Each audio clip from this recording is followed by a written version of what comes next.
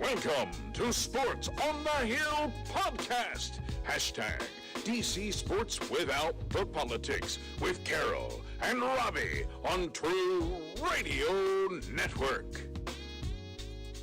Thank you, gentlemen.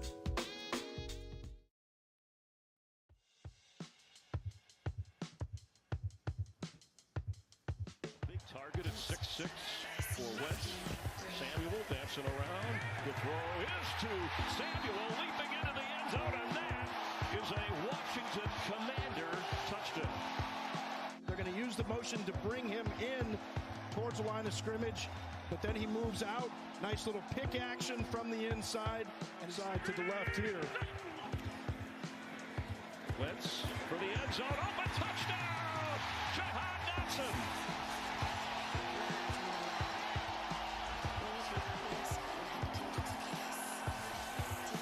Player for Penn State for a number of years and makes a nice move, break to the inside right there. You win quickly like that. Carson got into 6 games. Wentz, deep drop pressure on, gets rid of it. Sideline throw. He's got Terry before it.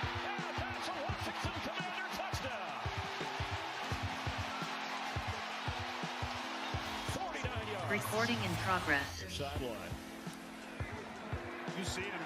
You see that acceleration, just finding that spot. That throw had to be per defense. They do bring extra pressure, and Wentz is protected for the end zone. And Dotson, he holds it in. It's a touchdown, Commanders.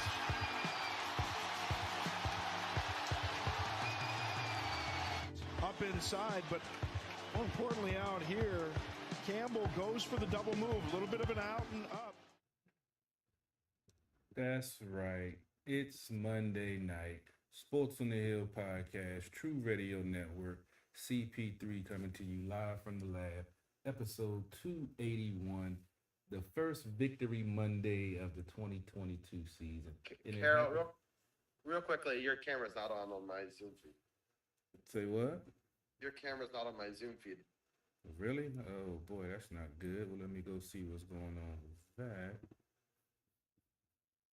I don't remember turning it off, but there we go. I had it. There we go. For some reason it was Sorry. showing.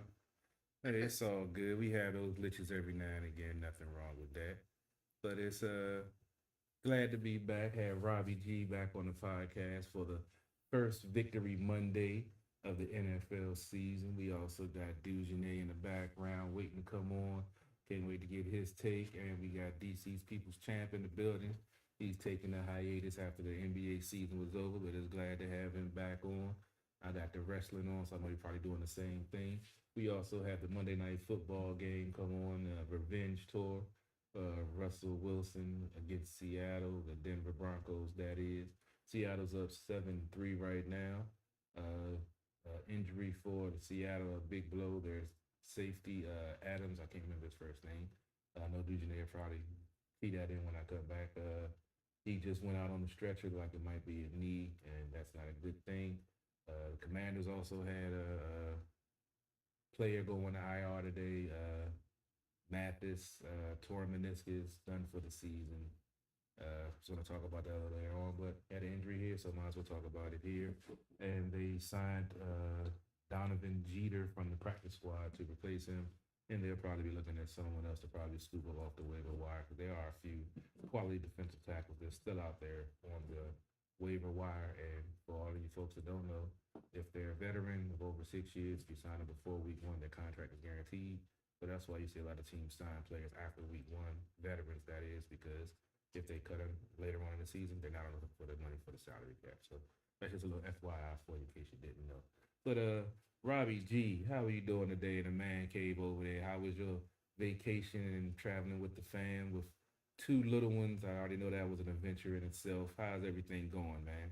It's good. It's so great to be back. I'm very excited to be on this podcast. I am so excited that the Commanders won their first game, so we can start off with a victory. I'm excited that you get to join us tonight, and that we've got a whole crew of people we're going to bring in just a second, including Dujanet and Champ. And so it's a fun night. We've got a live Monday Night Football game going on right here. I just shared the Facebook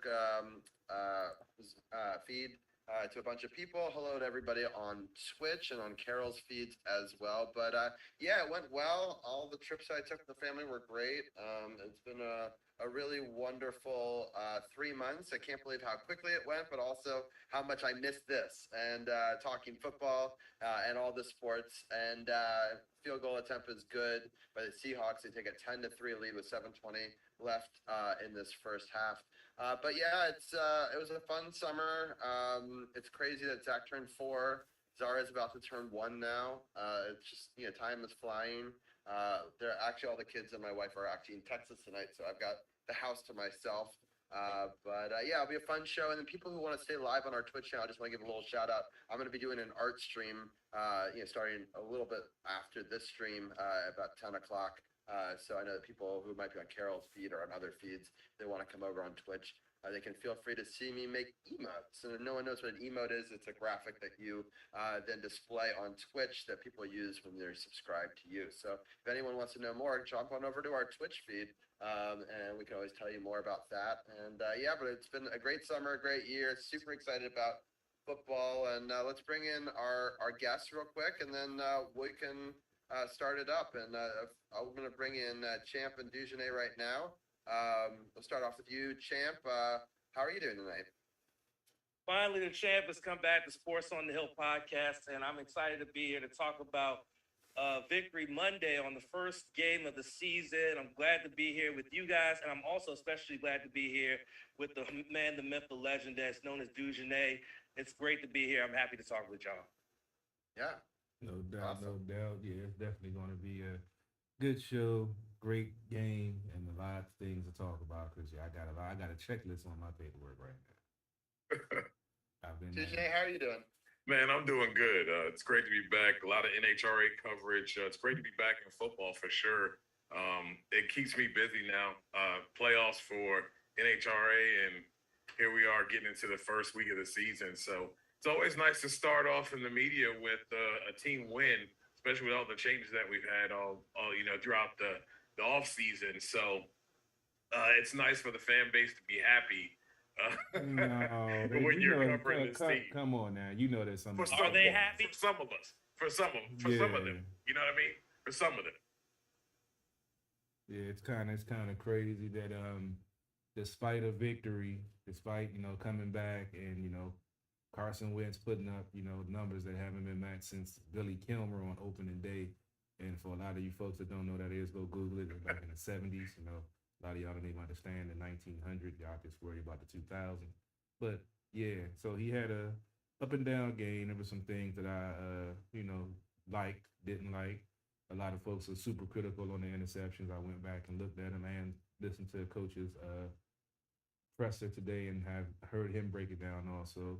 It was definitely good to see this team come back with all the adversity and all the stuff that was going on in the game. I'm not even going to talk about the off the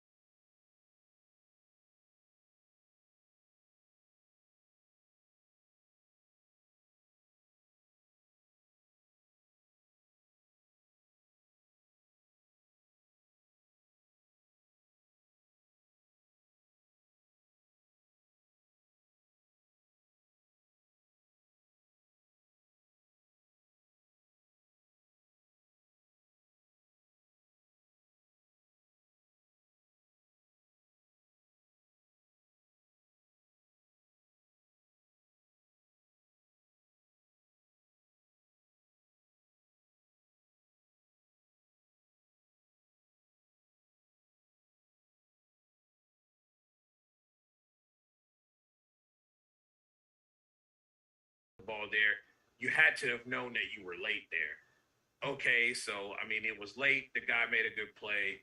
Is what it is. For the most part, though, I want to focus on the fact that something with this team that has not been done in quite some time, probably since Robert Griffin III. And I know people, cringe when they hear that name, but it's just the facts. Since then, because I'm not even throwing Stat Boy Cousins in there. You have those type of turnovers, and we've seen this whole entire team and everything about it collapse in those moments. To come back and do what he did, and throw that touchdown pass to Terry, and then to come back and orchestrate another drive to throw a dart to the rookie. I don't think you could be mad about it. I mean, to win a game with 3 turnovers, when is the last time Washington won a game with 3 turnovers? I'm sure none of you young folks remember that. I don't think it's ever happened in your era. It's been a while. It's been a while. Yeah. So, sure, he made some mistakes, but at the end of the day, I think you guys have to give a little credit and see what a real quarterback can do that has some talent and has some wherewithal and some smarts about him that can do with the football. Any other game, we're talking about the Jacksonville Jaguars winning yesterday. Mm-hmm. I give Carson a lot of credit for bouncing back in a situation where he could have gotten into himself, hung his head low, and kind of curled up in the ball, and the offense could have folded. They all stood up and rallied and made plays and got back in that game and then took it over. So huge for, Ron Rivera and this team. And, I'm just looking forward to seeing what's next. Real quickly, I just want to do a scoring update. Russell Wilson just scored a beautiful touchdown. Yes, the guy broke a tackle, and they tied the game 10-10. It's so interesting that this game is week 1, where he goes right back. Like, how do they even schedule this? Like, that's just so crazy to me that this is the Monday Night Football game. Like, well, all I got to say is I'm glad that Jerry Jeudy, because that's another 12 points for me right there. I told you I'm trying to pad my numbers. I missed the playoffs last year by the point differential. I already got the win, so now I'm just looking to pad the stats now. Yeah. So, but it's interesting because it kind of, speaking of quarterbacks going against teams that, I don't know, may have slighted them. It was just interesting because the narrative in the third quarter was, oh no, he's going to choke against this Jaguars team 2 games in a row. It's going to end, his time with one franchise, and it'd be a tough way to start his time with the second franchise. And I'm just so happy that wasn't the narrative that we're talking about. Yeah, and he was able to have that resilient fourth quarter. Believe me, Robbie, I had someone actually tag me in a post in the third quarter talking about they jinxed it. Yeah, talking about they can't wait for the excuses that I'm going to make. And as I was breaking down that post after they had the audacity to tag me in the middle of a game, and as I'm dissecting this post, we took the lead and won the game. And at the end, I said, this post didn't age well, did it? Stay in your lane, look forward, stop worrying about what used to have to happen. This is I applaud you for not responding in the moment, though. So, wait until the end of the game. And, normally I do, but I know. So I felt confident about it because you get a different feel. And like when I was saying before, on the shows that, I was doing by myself, you guys didn't get a chance to be here, but I said this year with Coach Rivera, his approach this offseason in training camp, when he said he was actually sitting in the defensive meeting rooms, he was sitting in the offensive meeting rooms. And when he made the move to fire Sam Mills, a longtime friend and coach that he's worked with since 2011, because they didn't see eye to eye, to me, that's him saying there's no more excuses. This is year 3. If we're not on the same page, then, yeah, we need to do something about that. And the fact that he pulled that trigger and had someone ready to step right in there and, help the team play better, work at the pace that he wants. And then the addition of Ryan Kerrigan, which I spoke about a little bit last week, I love that because he was a great defensive lineman. He has good moves. He knows, how to get to the quarterback. He knows how to read when the screen is there to get the pick sixes and bat the ball. We've seen him do that several times in his career.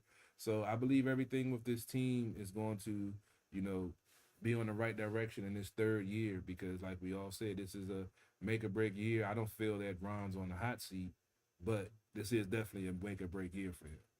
Well, he said 3 years, so this is year three. Need to see some progress.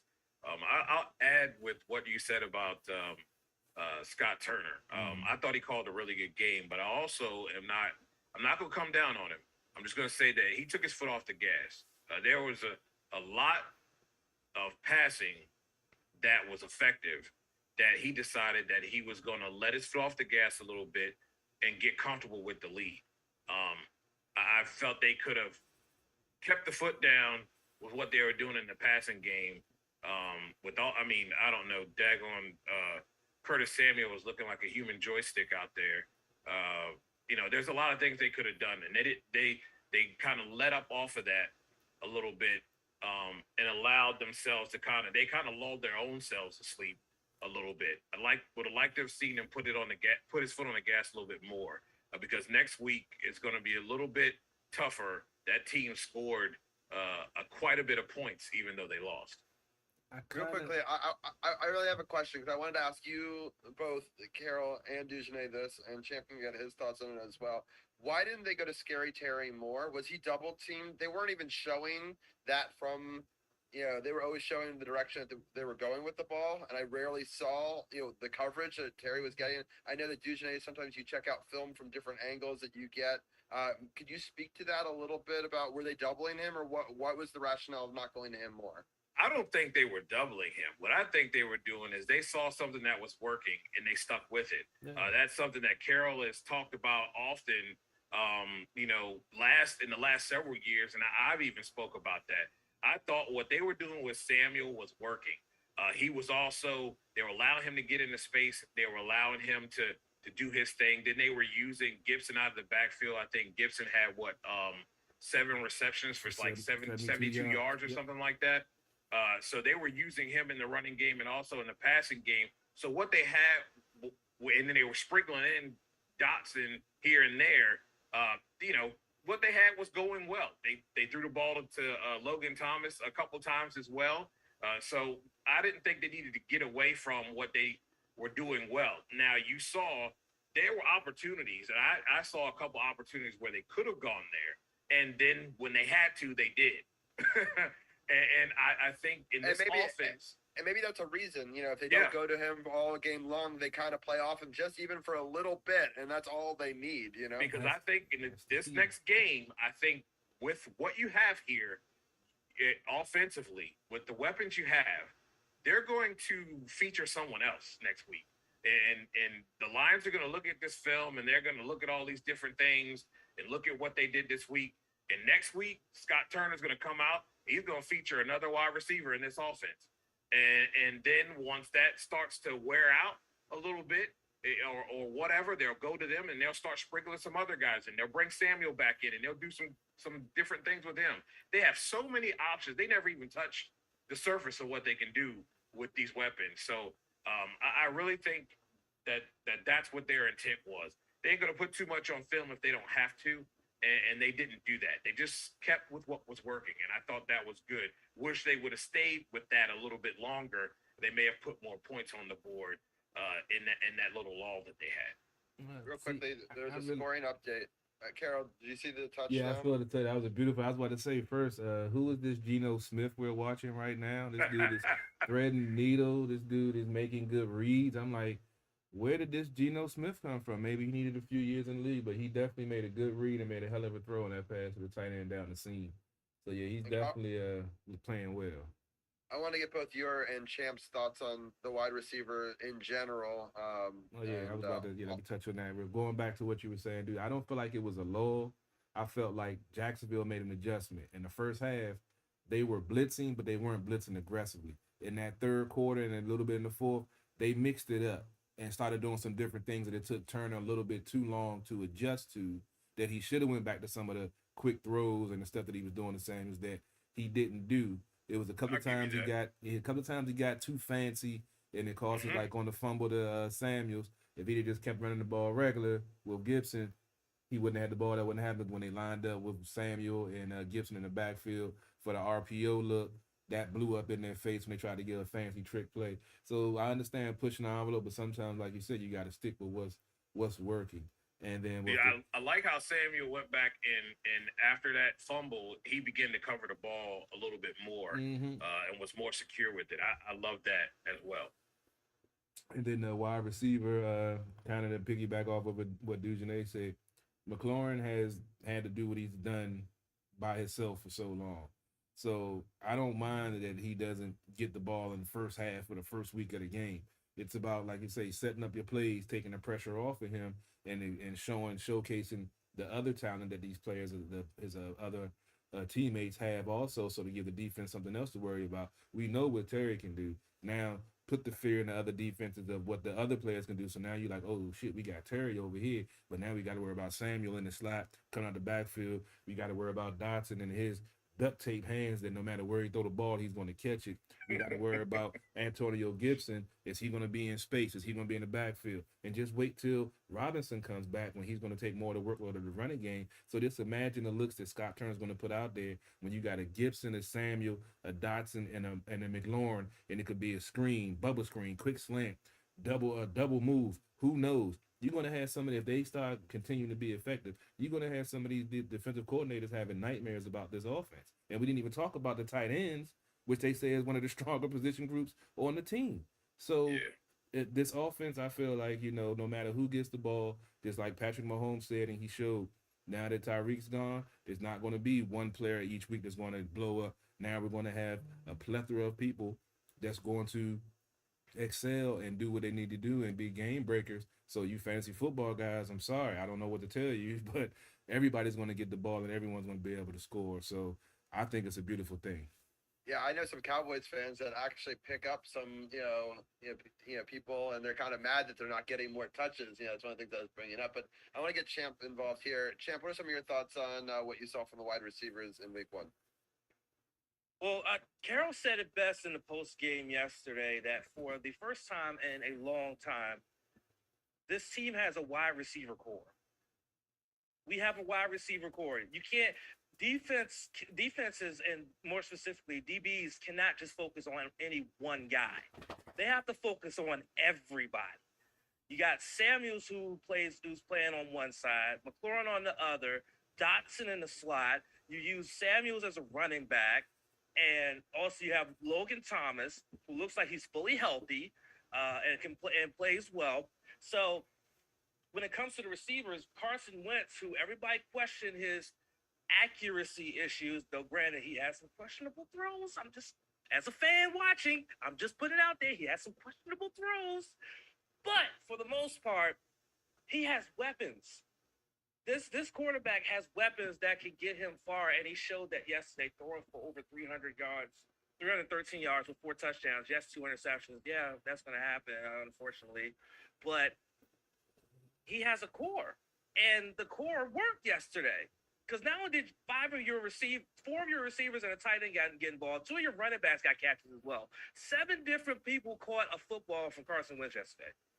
You can't ask for anything better than that from your offense. My only complaint, though, and this is something that Sip mentioned to me when I talked to him yesterday, they were totally unbalanced. They passed more than they ran.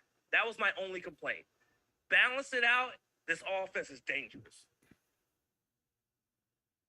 Well, I mean, there was balance for the most part. And he did, some of the things that he does with Samuel out the backfield, you can look at it as a run or a short pass, or is the key to his offense is to keep the defense guessing. So I didn't like the third down and shotgun sometimes in short distance. I'm like, sometimes you just gotta, line up and run the ball. But that's punch somebody in the mouth. Yeah, that's just the old school in me. But I mean, for the most part, the strategy that he used, the game plan that he used, and the fact that he was setting up his plays, and I know we all was that third down, clock running, late in the fourth quarter, already in field goal range. I know a lot of folks are probably screaming, "Why are you going to pass it? Why are you going to pass it?" And then Dotson make that great catch, and gets the game-winning touchdown.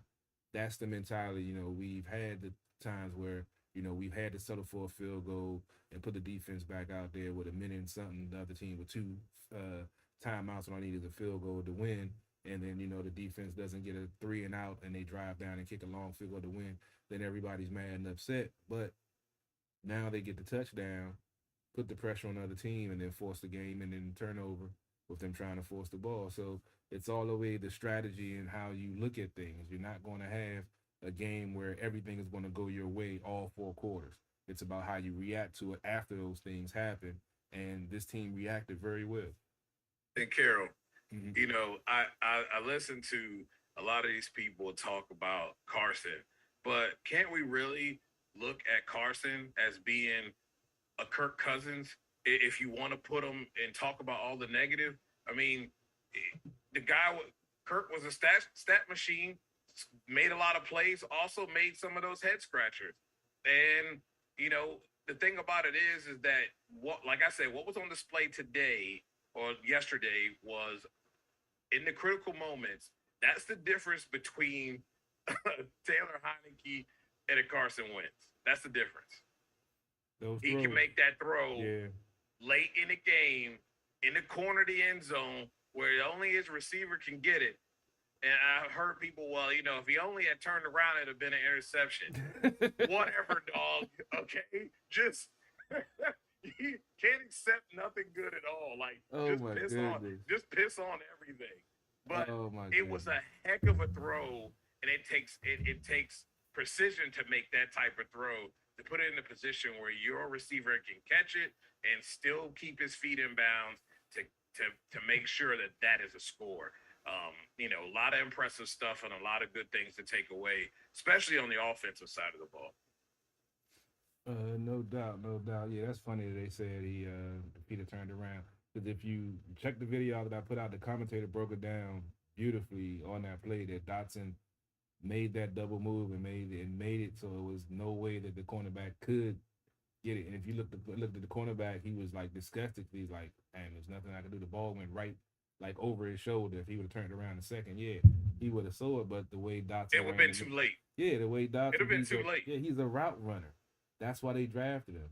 He knows how to use his body. And he sold it well. Exactly. Like, you know how some guys, they get all giddy and their hands get up all up in the air. They trying to reach for the ball instead of letting the ball come to them and go grab it at the point. He never gave any indication where the ball was. And I thought that was a good thing. And when it got on him is when he made the play for the ball. It was a really good job by the Rook.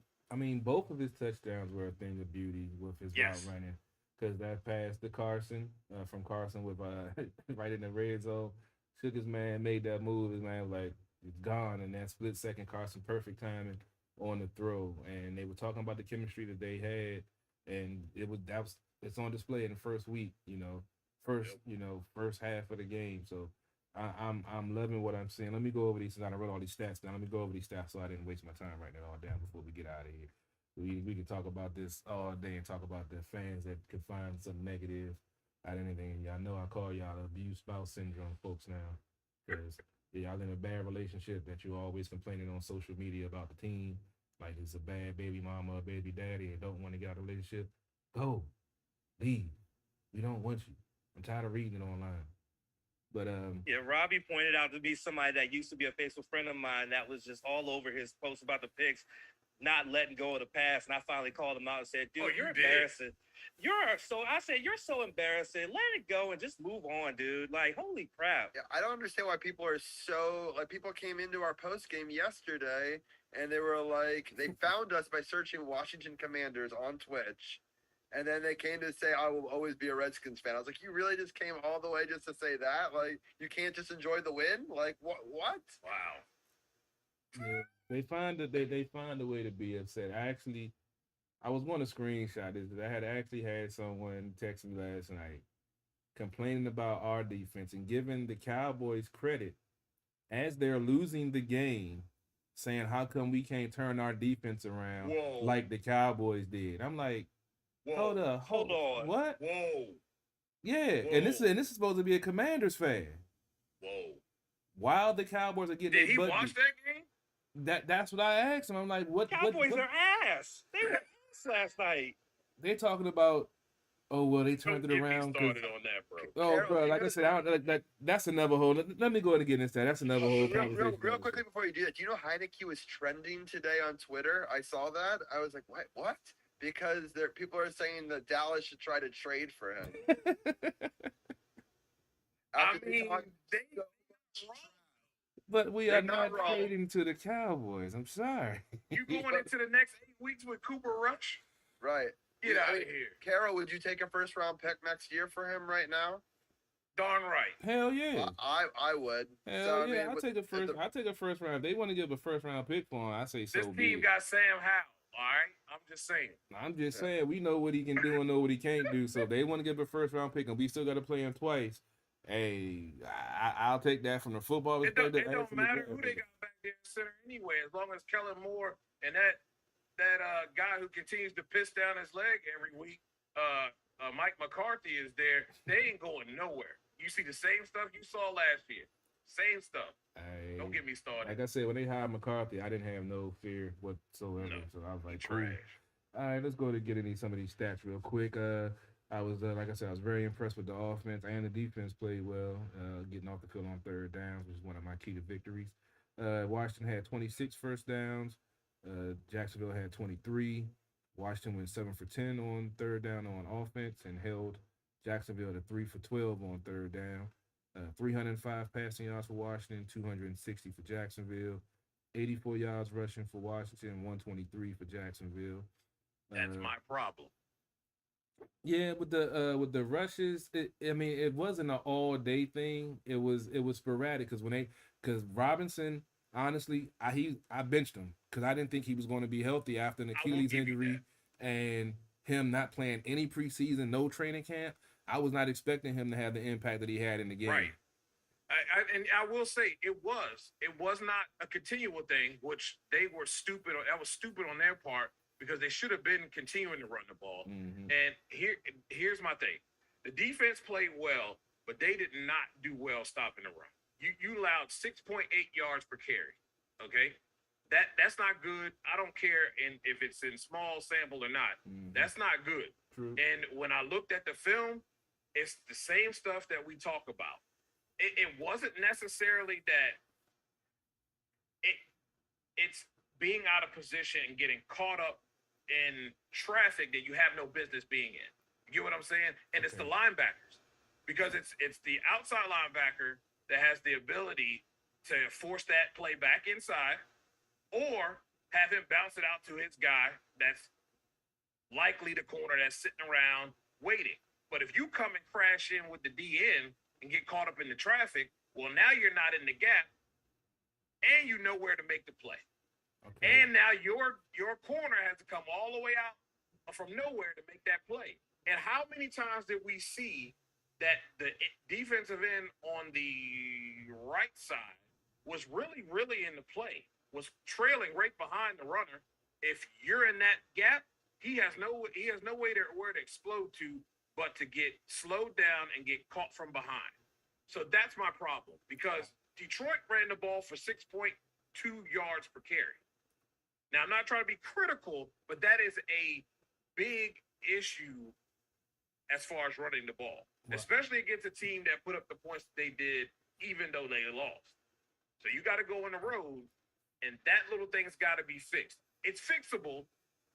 I just don't like it. That's a lot of yards. I don't think it's going to be a big issue next week, because you also got to look at the fact that with their rush discipline that they had yesterday, keeping Lawrence in the pocket, I think they were more focused on that. So when they started mixing in the run and the play action game, I think they were more focused. I feel like he was more dangerous with his legs than either one of the running backs. Oh, he is. Yeah, so I feel people don't give him any credit for that, but he is. Yeah, so I figured that was kind of like a trade-off. I don't mind getting gashed every now and again as long as they're staying gap discipline. He didn't have any chance to get out of the pocket yesterday and extend plays on third downs like you've seen him do.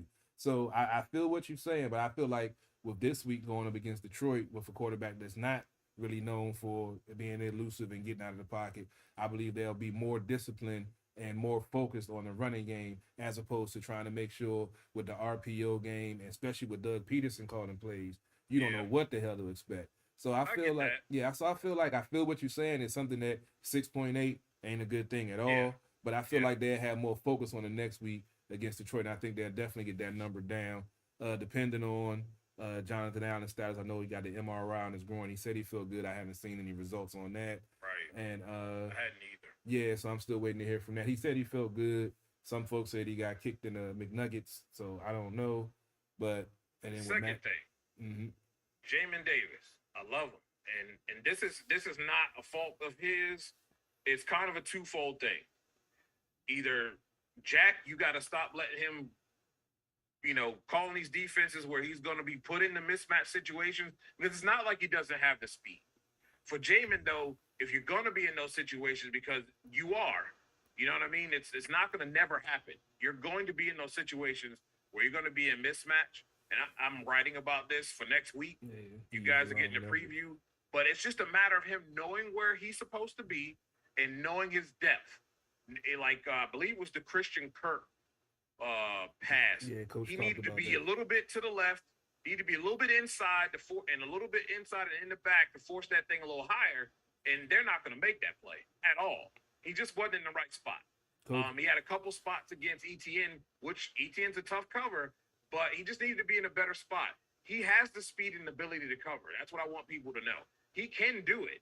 It's just if you're not in position, it doesn't matter whether you have the speed or not, you're going to get worked. And there's a couple times, obviously they didn't give up a lot of third downs, but there were a couple times during the drives where he got caught out of position, ended up being big plays that allowed them to get into some areas of where they were able to turn some of those into points. Yeah, Coach actually talked about that in the press conference, about that play with Kirk, about him not having a proper leverage, knowing where his backup was and his zone was. But he wasn't perfect, but he was in the right place for the majority of the time.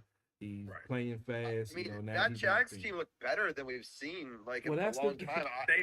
That's the thing I was trying to explain to people. This is not Urban Meyer. This is Doug Peterson. They put money into their defense. They went out and spent money to improve their team. They brought in Doug Peterson. You saw what he did in Philly. You saw how he killed our coordinators. He can outcoach you by just being an offensive coordinator. So they're not. I don't want to be a Debbie Downer, but just think if Trevor Lawrence hits a couple of those plays where you got Kendall Fuller trying to pick up his butt cheeks because he's freaking dragging behind, that he got caught out of position of. Just think about that. If he hits a couple of more of those shots, we could be talking about a different ball game. So yes, there were things and errors that they made in the first half. Yes.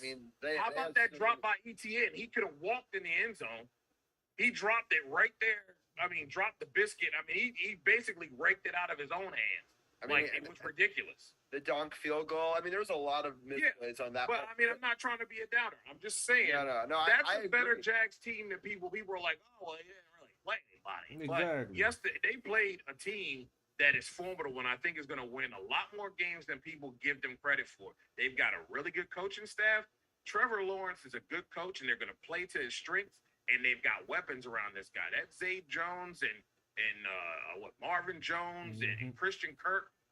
Hey, they can get behind the defense. And then you got ETN running around there looking like another Antonio Gibson and running and passing.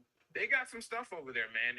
Washington's defense enabling to get that pressure and being able to do that pretty consistently, given the circumstances of their defensive line as far as injuries go, is pretty substantial and remarkable. One last thing I wanted to say on that is the whole entire AFC South, no one won a game.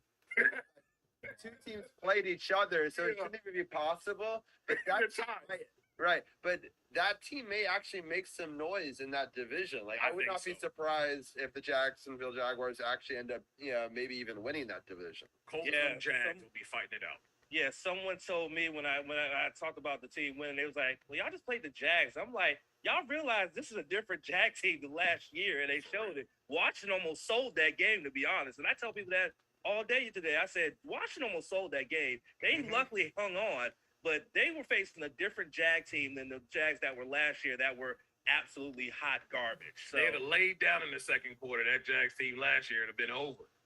It would have been over before half. Facts. And it's crazy how folks, want to find fault in anything, but it was a hard fought victory. They played well. Like I said, they went over the numbers. It was 70% on offense on third down conversions. When in the hell have we seen that? Held them to It's three for remarkable. 12. Exactly, 3 for 12 on third down conversions. Got them off the field. We had the 3 turnovers. Like I said, there's always something you could work on. There's always stuff you can improve on.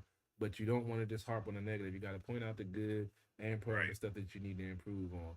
We saw, Robbie, I'm gonna ask you a question. So Yep. yesterday, as a fan, was there ever a moment on third down that you felt like you felt last year where third downs were an anomaly?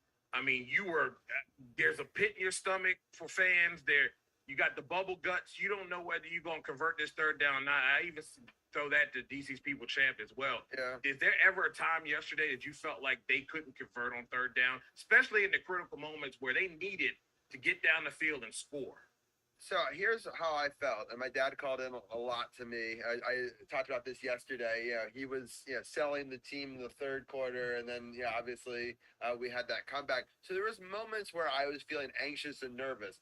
But to speak to the third down specifically, I felt more confident than I had in the past because I know that Carson Wentz has made plays before, and so he's a veteran quarterback. And yes, they'll make mistakes, but he can actually make those deep throws. I didn't know if we were going to get to see it in the fourth quarter. I was happy to see it, but I knew there was like a potential there where, I like Taylor Heineke and I like some of the other people we've had, but I still never felt that he was a true NFL quarterback in that sort of same mold, Good if you too. will. Yeah. I will say I did have some confidence in the offense being able to convert on third down. Where my lack of confidence was the defense getting off the field on third down. And when I heard Carroll's stat about Jags third down conversion yesterday, I said, that is a stat I love to hear because that means you're getting off the field when it counts and not letting drives keep being extended, which gasses you out. And then you end up giving up the big play because you're so gassed out because you're not getting off the field. So offensively, I was like, okay, I think they can do it. But defensively is where I was like, I don't know. But yesterday, they kind of showed they can get off the field on third down. I want to see that be consistent throughout the entire season, though. I don't want this to be a one-game anomaly where Jags only converted four third downs or three or something like that. It was three. yeah, 3 for 12. I want to see that be a consistent thing for the other 16 games of the season, not just this game. Get only 3, maybe 4 conversions of third down out of like 12, and I'll be happy. Well, also bend don't break. We gave them Yes. some big yardage throughout the game, but we were able to hold them to either nothing, a field goal attempt, and maybe nothing. And we held them on the 2-point conversion, which I thought could play into the game, obviously. So I was really happy. I really felt like the offense won this game more than the defense did, which I was not expecting. I thought to win this game, the defense had to win the game, and I agree the defense had some good stats, but for me, the offense stepped up when it needed to when we were down 8. The defense kind of let them back in it a little bit. I think it's going to have to be each week. It's going to be a little different. Some weeks we're going to have to rely on the defense, and some weeks we're going to have to rely on the offense if we want to try to put 10 wins together. The defense got the ball. Hold on, now. The defense got the ball back in the fourth quarter for him to get those 2 drives to go. That's true. Go down. That's true. So, I mean, They like I say, did. the They were defense gassed played. and they made plays. Yeah, the I defense mean, that's the played first well. time we've ever seen that. Yeah, but like I say, the defense played well. When you're going up against Doug Peterson, you're never going to have a game where they don't get anything. So that's why I'm like, I understand people saying, "Oh, the defense is." Yeah, it was some bad stuff. Kendall Fuller, he got undressed a couple of times. That PI wasn't a PI. I thought that was ticky tack. But exactly, if that's how they're going to call it, and I said this on C Wall show, if that's how they're going to call it, then you have to make the adjustment and play accordingly. You have to correct it because they're going to continue to call it. And if this is how they're going to call it, then they're probably going to call this all season. Mm-hmm. And I know Fuller likes to play aggressive, but he's going to have to change his style up a little bit, and so he doesn't get those ticky tack calls. But to me, I agree with you, Carol. It's ticky tack. Yeah, Fuller. Yeah, he. I've never been real confident with him on the outside. I liked him better at the slot. I like him in the slot. Yeah, but now we have better slot corners. So my thing is with the players with Castro and that they picked up off of waivers, how they are touting him. I feel like Fuller with that contract, if he have another game like he had this game, because Castro was inactive this game. So if he go out there and get another couple of PIs and give up a touchdown, that's what I said. Coach ain't playing. He don't care what your coach is, how long he done known you. If you ain't executing and you ain't on the same page, I say bench his butt. Because ain't nobody too grown to get benched. If you can't do your job, go have a seat. But like I say, I'm not. It's week one. I'm not criticizing. He adjusted. He was one of the better corners in the league at the end of last year. It's the beginning of the season. But I just don't have the same panic that everyone else has with the defense right now. And I know we about to go long, but got to give a shout out to Derek Force, second-year player, drafted last year. Everybody, I had a couple of folks, he's a bust, he can't stay healthy. I looked at the tape. I don't watch college ball. I watch, I film after we draft him, and I saw the instincts and I saw what he can do. And the way they were saying that he had a solid camp and the light had finally clicked on, and he understands where he's supposed to be and what he's supposed to do. You saw that yesterday. Yeah, that man had 4 tackles, forced fumble, interception, deflection in the end zone to stop a touchdown. Yeah. And that's what I'm saying. He was balling yesterday. Yeah, but then folks want to complain about the D. I'm like, really? Aren't we going to talk about this the development of a player that we drafted in the 5th round that everybody was like, why are you drafting him? You got Cam Curl, this, and this. And then he goes out and balls out, and it's like, chirp, chirp, chirp, chirp, chirp. Nobody wants to talk about that. We want to talk about, they got gashed, and it was a Jacksonville. Bruh, come on. You got to look at the positives and look at the bright spots of this team is progressing. First week, this man stepped in for 9. Folks was already complaining, Cam not there. We're going to get smoked in the secondary. It's going to this and this. And the man balled out. Yeah, he balled out. And no one talked about it. It's crazy. But like I said, that could be a whole nother show. Let's look forward to the Detroit game real quick. We got to wrap it. I know Robbie got somebody waiting in the wings that do. No, it's all good. I definitely think I want to get each of your takes, all 3 of your takes on the Detroit game, and then I'll let Carol solo the baseball segment unless either of you guys want to join him for baseball. No, it ain't really nothing. I'm not even gonna bring either one of y'all. Watch no baseball. I watched the Nats game in like 2 years. I've still been watching. I don't even want to bring y'all down, so I'll let y'all get out of it before I got to talk about that stuff. I wanted to at least offer the opportunity, if you know. But all right, let's get everyone's final breakdown. Liver and onions too. We'll start with Champ. What is your thoughts going into the Lions game? My thoughts are they definitely have to duplicate some of what they did on offense in terms of spreading the ball around and making sure that everybody gets involved with the offense. Run the ball a little bit more so that you can set up the play action pass to really open the field up a little bit more. And defensively, just continue to, when you get into those third down situations where it's third and short, third and mid, third and long, make sure you get off the field. Get off a third down, keep your defense rested, and they'll go out there and they'll do what they got to do. So I believe they can win against Detroit. Matt Ryan, he's He's not the same. I think that's important. Huh? He's not the same.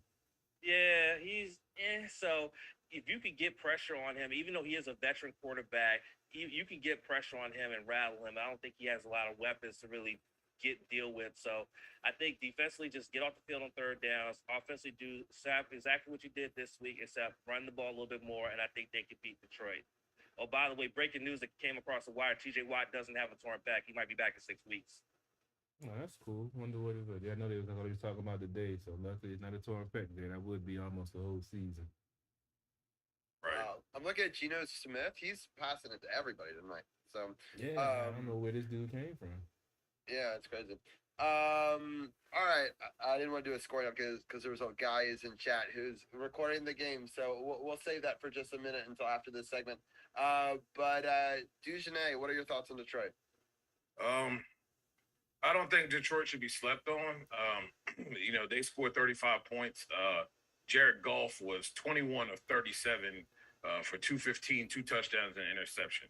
I think this speaks a little bit to Philly's defense more than it speaks to how well they played. Now, let's be honest here. They have weapons. Swift is no joke. He went for 144 against the highly touted Eagles here. And I'll be the first one to say that I have them being the cream of the crop of this division coming into this thing. They have St. Brown out there on the outside, DJ Chark, remember that guy? So they've got some guys that can make some plays. I really believe the pressure that they got on a mobile quarterback, if they can do that again on a stationary quarterback, some of these numbers are going to go down. My concern is on the run game. 6.8 this week. I understand what you're saying, Carol. As a media guy, I got to look at that. That's a concern. That's an area that we need to watch. They were 6.2 against the Philadelphia Eagles. Like I said, is that a testament to the Eagles defense? All these high stats? Possibly. They were also 9 of 14 on third down, but both teams were pretty crappy. Eagles were 10 of 17. So both defense wasn't playing worth a darn.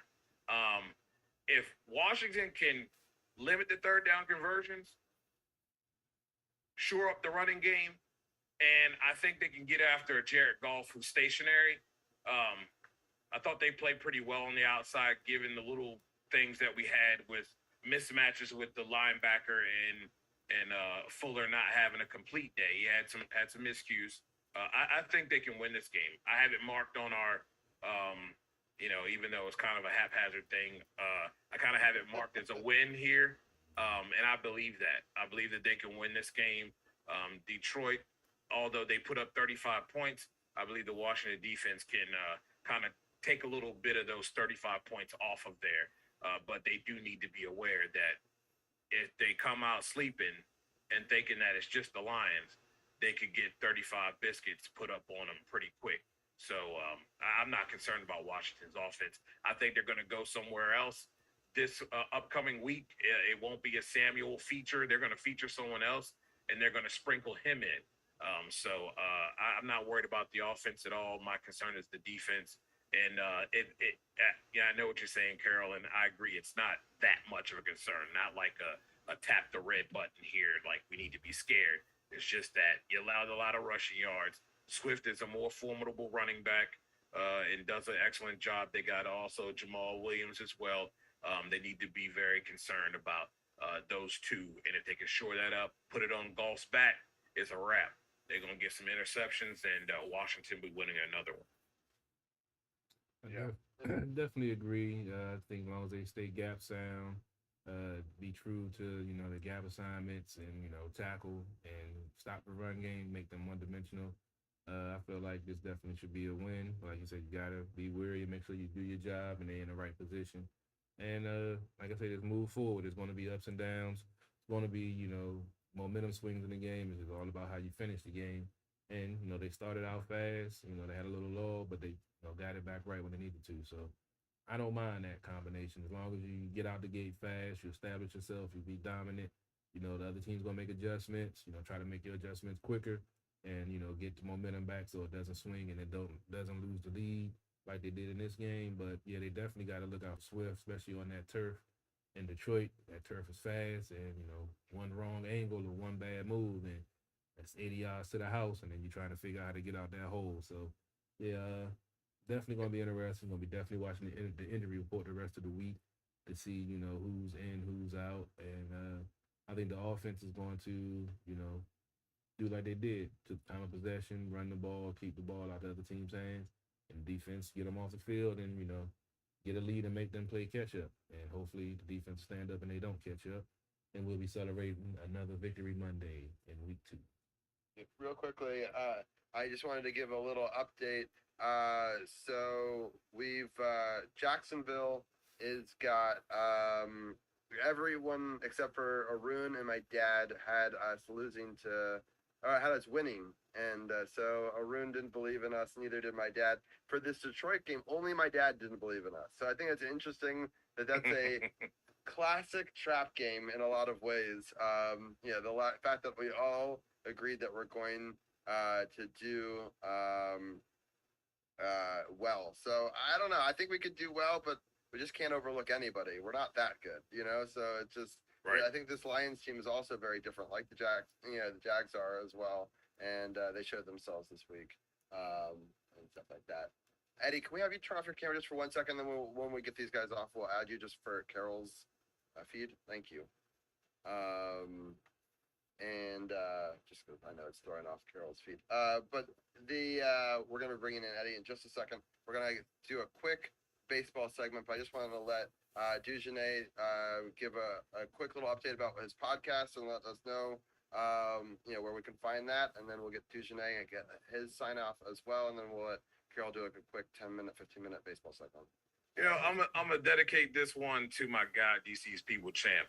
You guys know where you can find me. It's at Not Bland 21. You know the podcast will be starting back up this week for the breakdown. But I'm gonna give this one to DC's People Champ.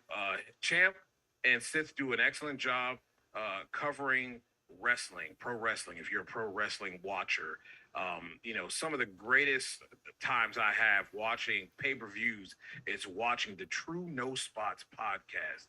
And I don't see enough of you guys in there. I know there's a lot of wrestling watchers out there. So what I'm going to ask you to do is go over to Twitch, find the True No Spots podcast. It's True No Spots Pod, and subscribe. Even buy one of those, subscriptions there. You will have a great time watching pay-per-views with Champ and Sith. They do an excellent job. They do an excellent job breaking down wrestling as we get into, these different big-time pay-per-views that we have coming up. So please, I don't see enough of you guys in there.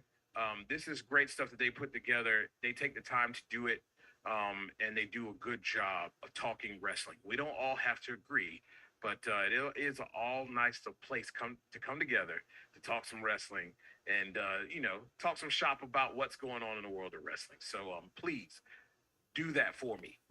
It would be greatly appreciated, and those guys would too, because they work extremely hard to provide you the best in wrestling coverage.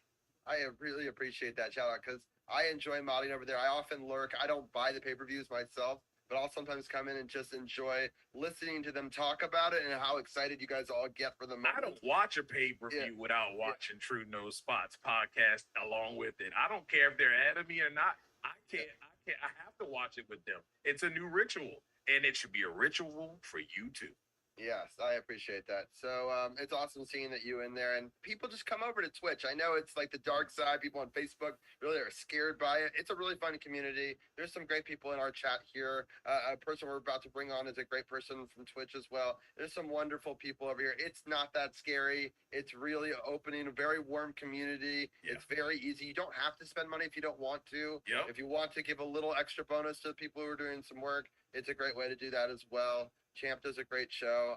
I'm so happy that I've been able to make some of his emotes. I want to make some animated and some more emotes for him, so we'll definitely have him on. We'll do a collab stream sometime soon where we design some stuff for him. But it's a fun time, and everyone should definitely check out. I have given a shout out in our Twitch chat, but we should definitely shout him out more. But Dugenais, thank you so much for joining us. We'll have you on next week. All right. We'll see you soon. All right, guys. Have a good one. All right, man. All right. Champ, let people know what's happening on the No Spots podcast this week. Dugenais is goated for that. Thank you so much, my friend. I really do appreciate that. This week, we're going to be looking back on the week in wrestling, of course, as well as any news that pops up this week. Not much has been going on in the news outside of the whole thing with CM Punk and what happened last week. We'll see if there are any updates there, and we'll have a nice little third segment, little countdown thing that we'll be doing before we get into the weekend review. So you can check us out streaming live on twitch.tv/True No Spots Pod, Saturday at 6 p.m. Eastern Daylight Time, and the audio goes up every Sunday at 10 a.m. on Spotify, Apple Podcasts, Google Podcasts, or wherever you get your podcasts from. Sounds good. Well, definitely people go check out sportsothp.com. Click the podcast partners button. I've got links for both Dugenais and Champ in there. Also, if you click on, we have information for more, people over there, all over. We have our bios and stuff. You just click Team Sports OTHB on sportsothp.com. If you click on that, it's got the bios for all of our different team members. You can find all of their links, including Anna, Arun, Brian, Tim, Ken, Dugenais, and others. So, it's a good place to get resources if you need to get everyone's social media and stuff like that. But definitely check off the podcast partners link. That's the completed podcast. But if you want to be a part of the process of making it or some of these watch alongs, I definitely True No Spots Pod on Twitch is a great place to be. Thank you, champ. I look forward to you continuing to be in chat maybe for the next segment. We appreciate the football talk, and we'll talk more next week. Arigato. Sayonara. Thank you. Take it All easy, right. champ. So I'm going to turn off my camera and let you just do a solo gig for 10 minutes. I'm going to go grab a couple of things and set up for the art stream while you do it, but I'll be listening. But I'll let you just rock and roll for the next like 10, 15 on some quick baseball news. All right, give me a quick second. Let me get my scene together.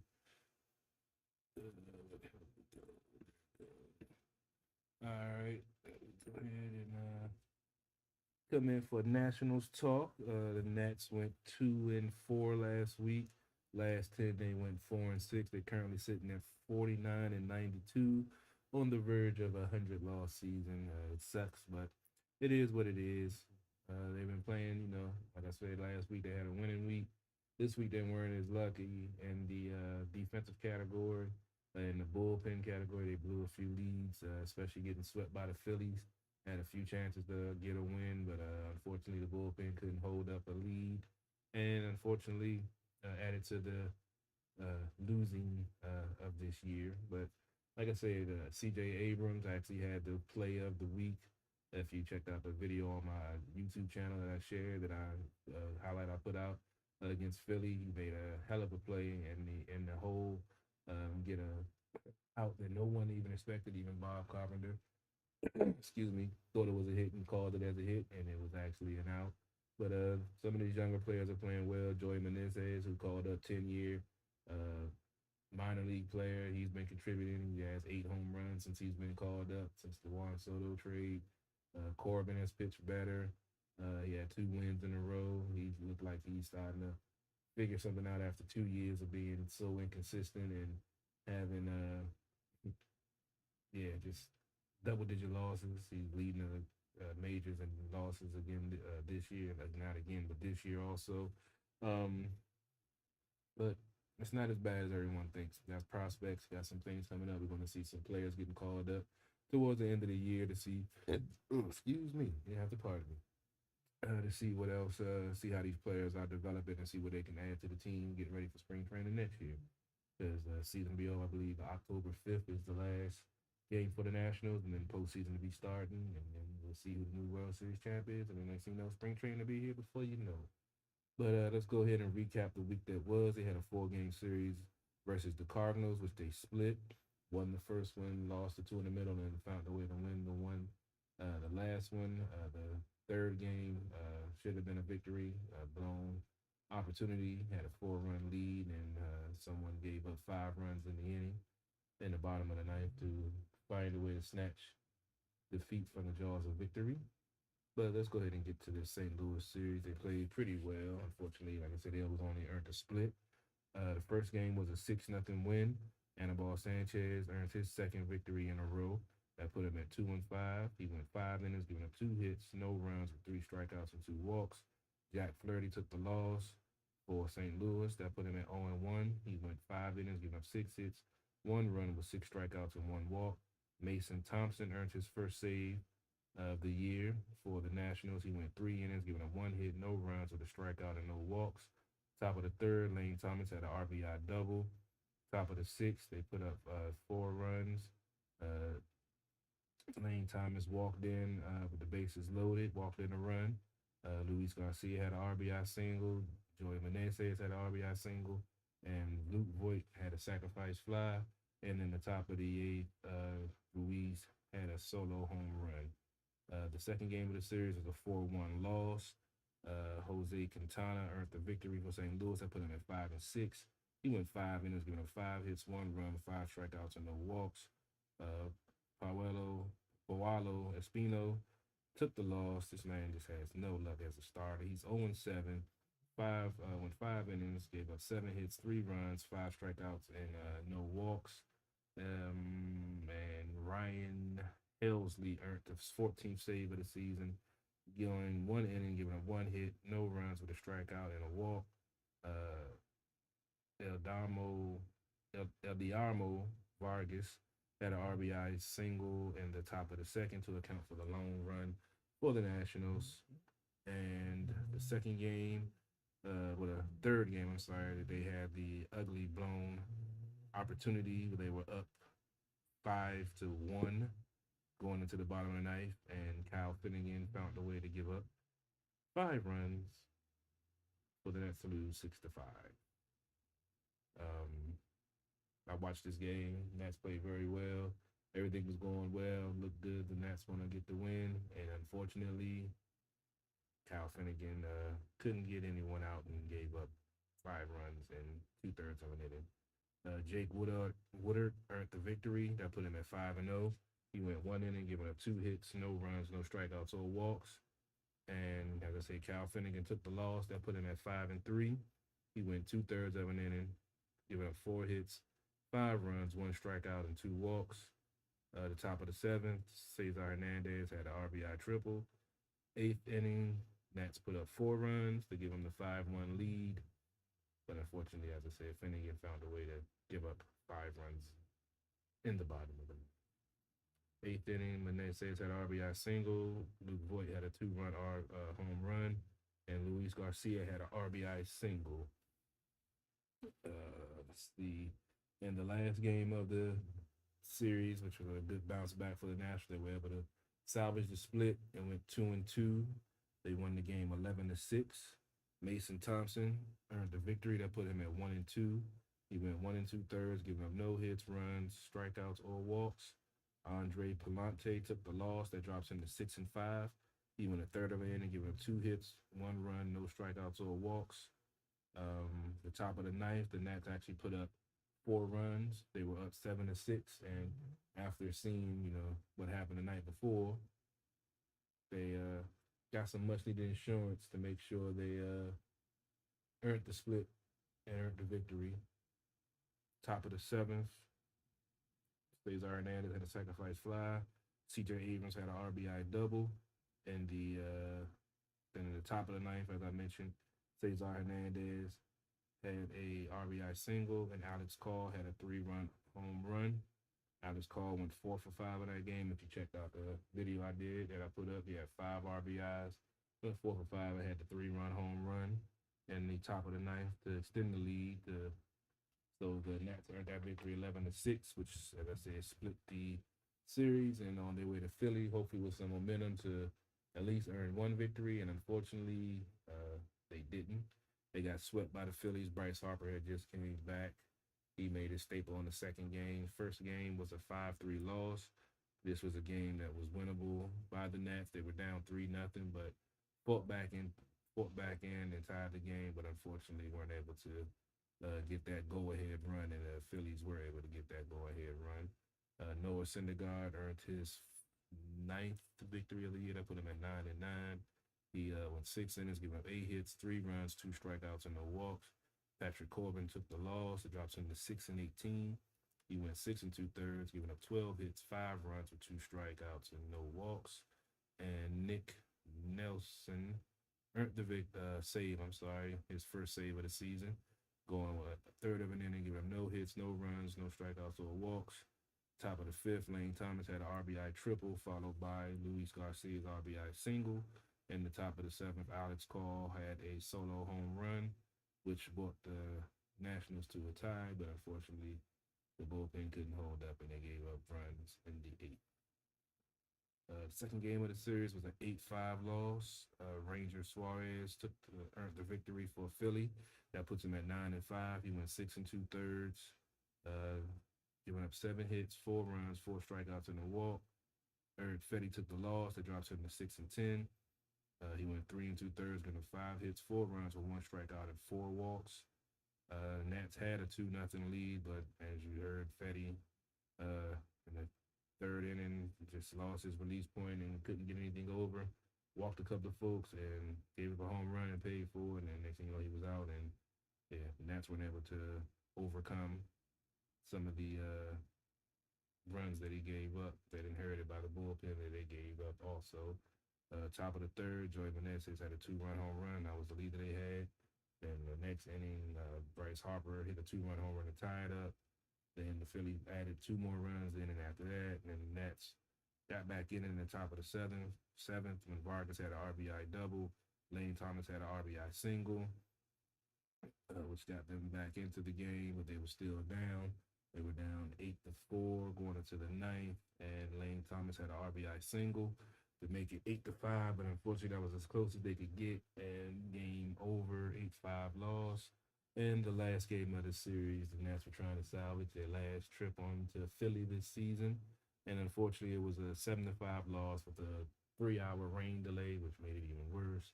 And they actually had the lead in this game, but unfortunately gave up the lead again late. And Philly was able to capitalize. 7-5 was the final score. Jose Alvarado earned the victory. That put him at 4-2. He went one inning, giving up no hits, no runs with a strikeout and no walks. Kyle Finnegan took the loss. That drops him to 5-4.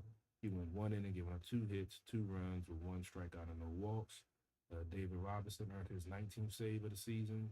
He went one inning, giving up no hits, no runs with 3 strikeouts and no walks. The top of the third, Voit had an RBI single. Top of the fourth, Christian Hernandez had an RBI single. Vargas had an RBI single to follow that up, and Meneses had an RBI single to follow that up. In the top of the sixth, Meneses had a sacrifice fly. But as I said, unfortunately, in the relievers couldn't hold the lead. It ended up giving up the loss in the bottom of the sixth. They had tied the score, and unfortunately, they gave a lead right in the bottom of the sixth and weren't able to come back. And that wraps up the week. There was a 2-4 week. Upcoming, they have a 2-game series against the wild card chasing Baltimore Orioles. That everyone is shocked that they're doing as well, because they were picked to finish last in the whole MLB, and they're fighting for a playoff spot. I still believe, I haven't checked on them lately, but I think they're still fighting for a wild card spot. Have Tuesday and Wednesday. Both of those are 7:05 starts. And then they have the Marlins coming to town for a weekend series, Friday, Saturday, and Sunday. Friday is a 7 o'clock start. Saturday is a 4 o'clock start. And Sunday is a 1 o'clock start. So season's wrapping up. As I said, it could be over October 5th. We can, chalk this season up finally, because it hasn't been nothing too pretty to look at. Approaching 100 losses is never a good thing. But last time we hit 100 losses, got some draft picks and went on a nice little run to culminate with the World Series championship. So hopefully it won't get that bad. But like I said, there's some pieces that's playing well. C.J. Abrams, I said, earned the Play of the Week with the play he made. If you want to check out the video, go check out my YouTube channel. I put a nice little highlight video against Philly this weekend. He has some stellar plays in the field. I think they've since we traded Trey, we finally do have another shortstop. Ever since he's took over that position, they haven't had as many errors. Garcia, that's still a question mark. But for the most part, ever since he's been inserted into the shortstop position, the infield has played a lot better. They've been killing Luke Voit at first base with some of these throws. Josh Bell was pretty decent at first base. He's a little bit taller, so he can make some of those catches to save when they make mistakes. But unfortunately, Luke Voit isn't the same height, and some of those throws have been getting away from him. So, but for the most part, like I said, it could be worse. We got some prospects. We're gonna see probably some of them get called up, and we see what goes on from there. But like I said, they start the 2-game series with the O's starting tomorrow, 7 o'clock. We'll see how that goes, and only a few more episodes we're coming to that talk, and go from there. I see Robbie G's back, and I'm about to go ahead and get out of here. Quick scoring update on the Seattle-Denver game. Seattle's up 17-13. 3 minutes left in the third quarter, and I believe Denver just turned the ball over on the goal line, and Seattle recovered in the end zone for a touchback. Wow, this game is crazy. Yeah, this game is pretty crazy. Just for make sure. It wasn't my running. Oh, that was my running back too. Damn it, he didn't lost 2 points for me. So, oh well. Good. Well, Carol, I appreciate doing this with you. I'm gonna end our. I'll let you do your initial sign off, and I'll end the Facebook feed for those users. Thank you, everyone, for tuning in on Facebook. Carol, do your final sign off, and then you, I guess, drop off the Zoom, and you can do your post game videos if you'd like to do that. Right. Matter of fact, let me get that right. Since you were talking about that, I forgot to do that while I was talking. But as always, we appreciate you guys checking us out, tuning in Monday night. doing Monday Night Football and recapping the Commanders and talking about these Nats once again. Make sure you go subscribe and follow my YouTube channel, Carol Porter III with 3 eyes. Make sure you check out the website, sportsothp.com. Like I said, be on the lookout for our morning show, which will be starting soon. Don't have an exact date right now. Got some things up in the air, but working on getting a co-host. Looking for a nice a young lady. Definitely would like to bring in more female viewers and listeners. I know a lot of young ladies that love talking sports, but just don't like talking on the radio. So if you know anyone interested, definitely hit us up because we're looking to expand and bring more Sports of the Hill podcast to your platform with the best DC sports coverage and sports coverage period around. DC sports about the politics. It's not just a catchphrase. It's not just a motto. It's what we do. CP3 live from the lab. About to get out of here. Robbie, have a good rest of the show. And y'all be easy. I'm out. Facebook is out as well. But thank you, Carol, for joining us.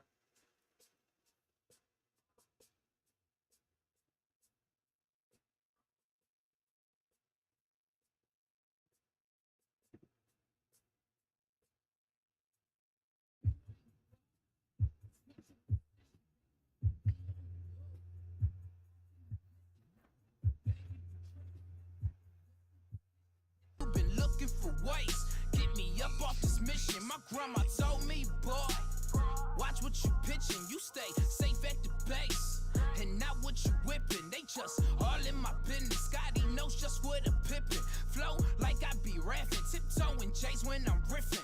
They say I be hot, but I think I'm sizzling. Surgically put on the clinic, spit it out just to a dentist. Try to do me some good, but they say I'm a menace. We back and forth like it's tennis, and I can't mold out my image. But we can't really change what you already felt, and nobody can say we never did help, never did it to mention. So let's calm all the tension. Let's just show you what's real and just get back to this business, you know. Trying to make a flip up off a quarter P. This is what it is and what it's supposed to be. I've been right here if you ain't noticed me. It's them Southside Squad niggas for the D. We been right here if you ain't noticed me. We been right here if you ain't noticed me. We been right here if you ain't noticed me. We been right here if you ain't noticed me. A rapper step up to me, that be a no-no. I be deaf cause they so-so. WWE, I got the game in a chokehold. Stamp it just like a logo. Just keep it on the low-low. They like I'm back on my mojo. Man, I still be great, either riding or solo. Used to bag up them Cincos just to make back that Ocho. Going into OT when I was loving that Coco. Spit it all on some promo. I'm talking tables and photos. Dying for what I love. I forgot about the Toto. Don't become a D-Rust. That mean you breaking a bro code. Man, all of these threats, I might just buy me a fofo. Try and get all of these checks so I don't see you just no more. Man, you rapping ass niggas, I see you done change. Even when I touch my first million, I stay the same. You can't deliver the know. Fuck this game like a porno. They hearing this like, oh no, ain't from DC, but he go. Trying to make a flip up off a quarter P. This is what it is and what it's supposed to be. I've been right here if you ain't noticed me. It's them Southside Squad niggas for the D. We been right here if you ain't noticed me. We been right here if you ain't noticed me. We been right here if you ain't noticed me.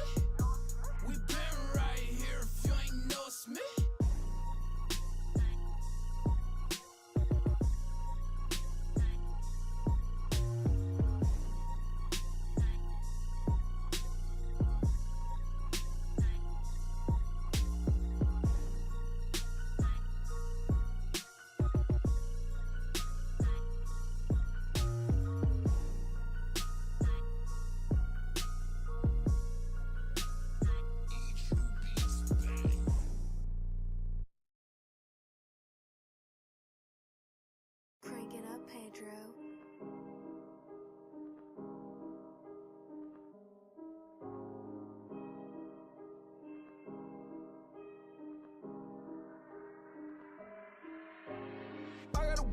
coke in the front. I gotta go ahead and clip up the smash. She all in her feelings, she giving me sex. I got a slack, sweat on my ass. Count up on a move, that's a digital dash. They been just losing, I'm living these fads. Never go broke cause I got me a stash. I could never ever live in the past. I gotta wake up and coke in the front. I gotta go ahead and clip up the smash. She all in her feelings, she giving me sex. I got a slack, sweat on my ass. Count up on a move, that's a digital dash. They been just losing, I'm living these fads. Never go broke cause I got me a stash.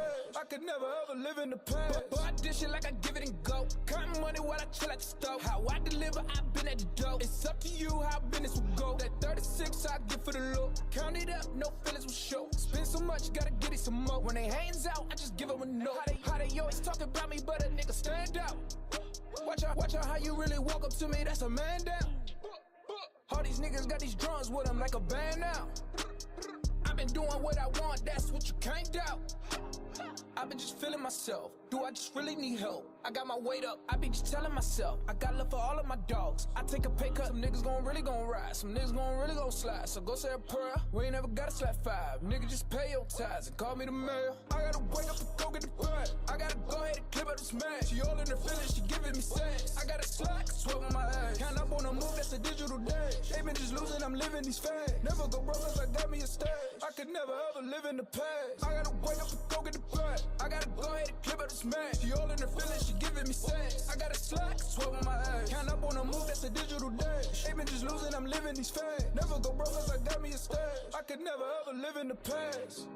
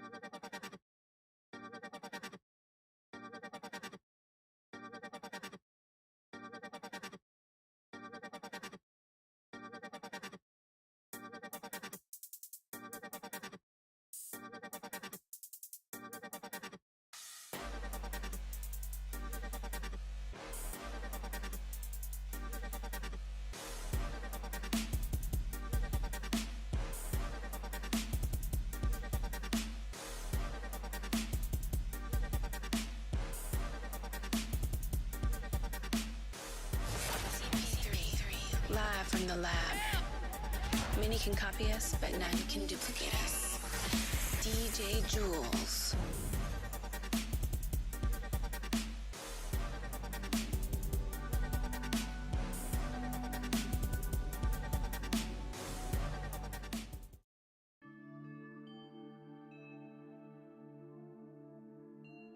Yo, M20, where you at? Run that up, Rico.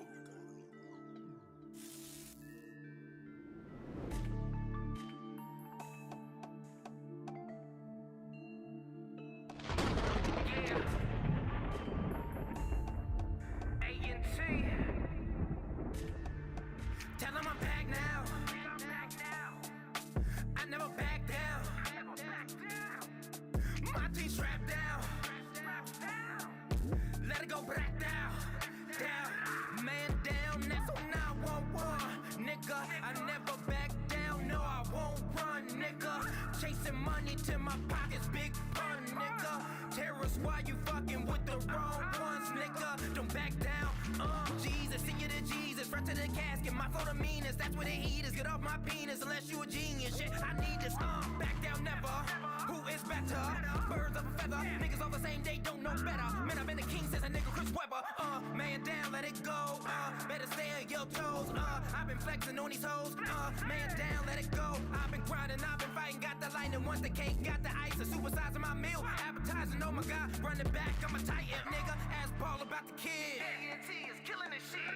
Man, I gotta stay lit. Nigga, extinguish your shit. I got the fire. Make us sing like Mariah. They just birds on the wire. Dirt naps, where's the choir singing? I never back down. My team strapped down. Let it go back down. Down. Man down, that's on 911. Nigga, I never back down. No, I won't run, nigga. Chasing in my pockets, big pun, nigga. Terrorist, why you